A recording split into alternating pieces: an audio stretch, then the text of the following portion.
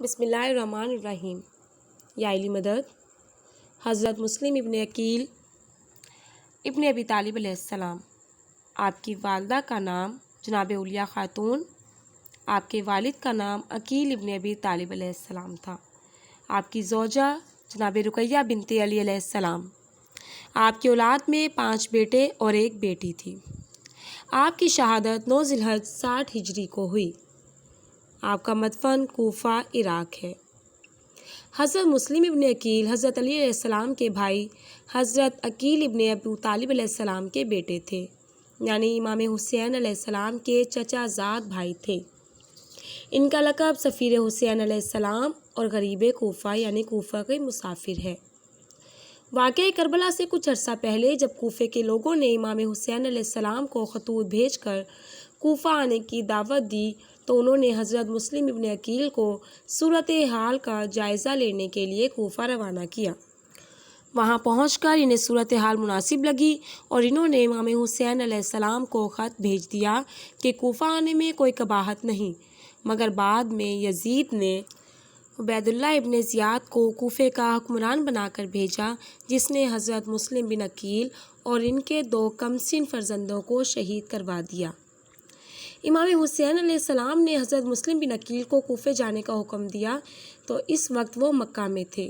وہاں سے وہ مدینہ گئے جہاں انہوں نے روضہ رسول صلی اللہ علیہ وآلہ وسلم پر حاضری دی۔ پھر اپنے دونوں بیٹے محمد اور ابراہیم، جن کی عمریں 7 اور 8 سال کی تھی، ان کو لے کر کوفہ چلے گئے۔ کوفے میں انہوں نے جناب مختار بن ابی عبیدہ ثقفی کے گھر پر قیام کیا۔ کوفے والوں نے ان کی بیعت شروع کی، جن کی تعداد 30,000 تک پہنچ گئی۔ پھر انہوں نے امام حسین علیہ السلام کو خط لکھ دیا کہ کوفہ آنے کے لیے حالات سازگار ہیں۔ اس وقت کوفے کا گورنر نعمان بن بشیر تھا۔ جب یہ خبر یزید تک پہنچی تو اس نے بصرہ کے عبید اللہ ابن زیاد کو پیغام بھیجا کہ وہ جلد کوفہ پہنچ کر نعمان بن بشیر کی جگہ حکمران مقرر ہو اور مسلم بن عقیل کا سر کاٹ کر یزید کے پاس بھیجے۔ ابن زیاد نے کوفے پہنچ کر گورنری سنبھال لی تو حضرت مسلم بن عقیل امیر مختار کے گھر سے صحابی رسول حضرت تھانی بن عروہ کے گھر منتقل ہو گئے۔